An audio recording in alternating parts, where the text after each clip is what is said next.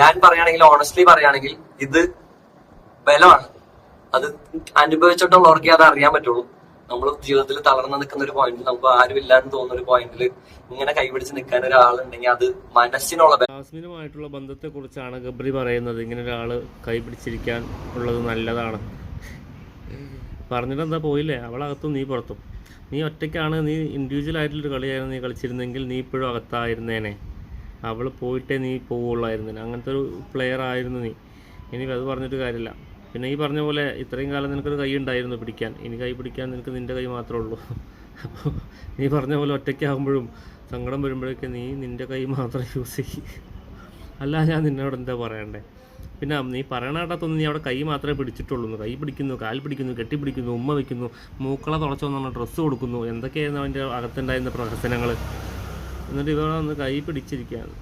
എന്തായാലും അവൾ പുറത്തിറങ്ങിയിട്ട് കല്യാണം